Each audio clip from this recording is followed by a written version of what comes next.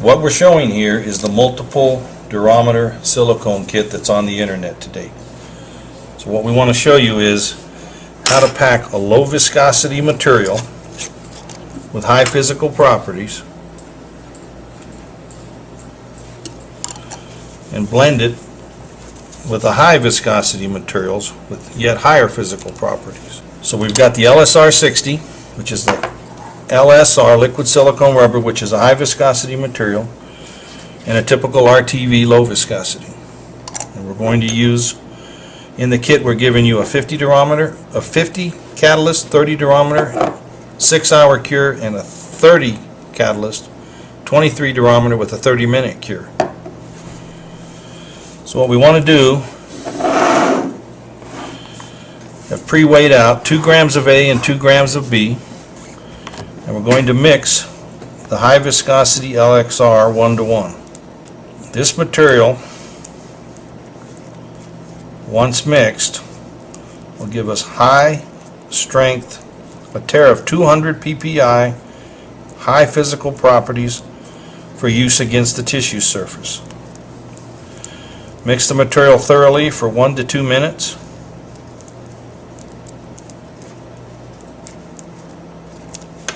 We've pre-painted the mold with a mold release. So what we're going to do is simply paint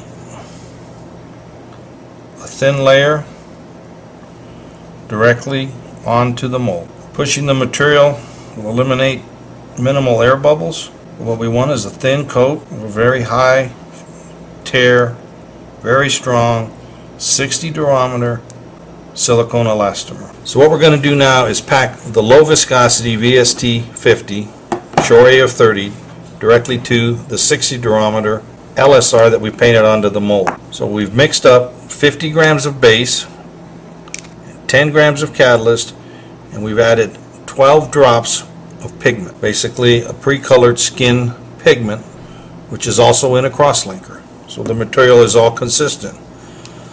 This will all be mixed together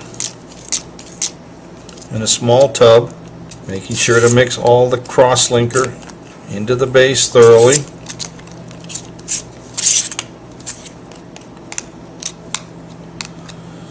I've incorporated air, so I'm going to take this into the back. If you'll notice the distance, I'm going to pull a vacuum on this, and this material will rise out of the cup and drop back in, but the air will be eliminated from the mixture. So we have the material, and as you can see, the viscosity is so low it'll run and be very difficult to keep it in the mold. So another product is called a thixotropic agent. We like the A300-1 the best. 2 to 3 drops per 10 grams. We have 50 grams of product here, so it'll take anywhere from 12 to 15 drops.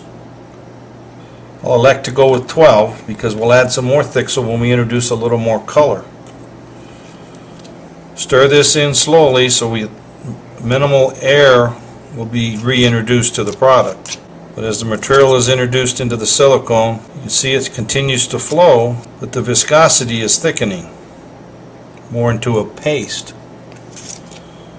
which will make it pack and stay in the mold better. So Diane is going to add a little bit of intrinsic color to pack into the mold, which she'll show you, and then we will pack the remainder of the volume into the mold, close the mold together, introduce the low viscosity VST to the high viscosity physical properties of the LSR 60. Basically what we're going to show is just a few areas of color today.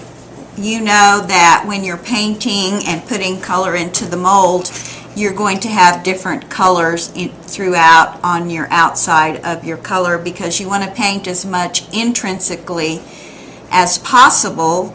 Therefore, the color will not come out of your piece. I'm just going to show you a little bit of our intrinsic colors right here. This is, of course, your red. And you use just a very small amount of the red. You can see it right here. And what I want to do right now is I'm just going to take a small piece here to show you how intense that color is. And we'll change just a very minute amount can change a color as such. And you can see how strong that color is when you see how much was used. If you get a color, and I'm going to deliberately put quite a bit of red in here, if you get a color and you're looking at it and you're saying, ooh, I got it way too red, then of course you don't have to throw away your color. Those of you that know color theory can use your basics, red, yellow, blue, and your white right over here, or you can go ahead and you can pick some out of our kit that would work. And of course the opposite color of your red is going to be your green. So you can just make a small green amount here from your two colors of red and yellow, and then you can come back in and change that color of green into your color, and it will bring it back to where you're able to use it more into the brown stage. And it changes it tremendously, as you can tell right in here. So basically I just wanted to show you how easily our colors are used intrinsically and so on, and we're going to lay these into the mold so you can see this. Now this thickness right here is very good because you can brush it in, as you can see right here, but you can also lighten it with a little bit of white should you need it. You can darken it with some of our other colors, and you can also thicken it. I'm just going to put just a very small amount of Thixo here on the pad, just so that you can see how you can thicken this right here. You can see how easily it moves, and I'm going to just pick up a small amount of Thixo and bring it over here and bring it around so that you can see how it will not come off of your color pad. And that's how good your Thixo is in order to lay it in. And we're just going to mix this with this over here. We can lay a little bit in, a small layer, and that's all I'm going to do just to show you how easy it comes out of here. And we're just going to lay it into your mold. And like I said, you can make it as thick as you want or as thin as you want. Of course, you're going to have all your colors mixed that you are truly going to put in there into your molds, and freckles, anything else, the bridge of the nose. You're just going to lay the color that you feel in there, and you're just going to lay it in, of course, nice and smooth, and you're going to do this nice and slow.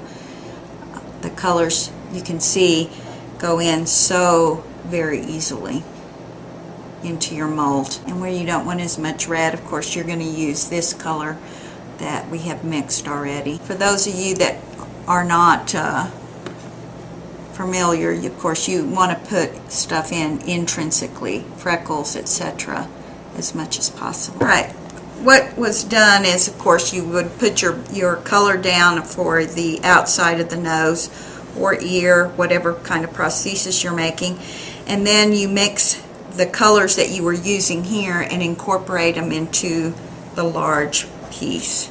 That just makes everything blend together much easier.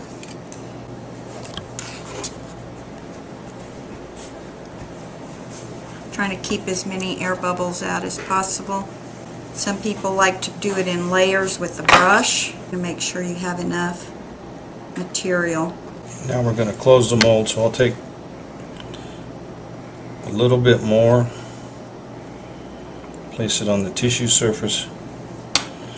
So this is still wet, this is still wet, and we'll close the mold together. And this will now be placed into the oven. So what you've seen is the use of a multiple durometer silicone kit which we're offering. So you have a low viscosity VST-KIT 10:1 RTV with an overnight cure with high physical properties. We're offering a second catalyst which brings it to a Shore A of 23, down 7 points, with a 30-minute fast cure, and a high viscosity LSR 60 with superior tear strength, and how to put the entire products together to make one final product, which is a nasal prosthesis in this demonstration.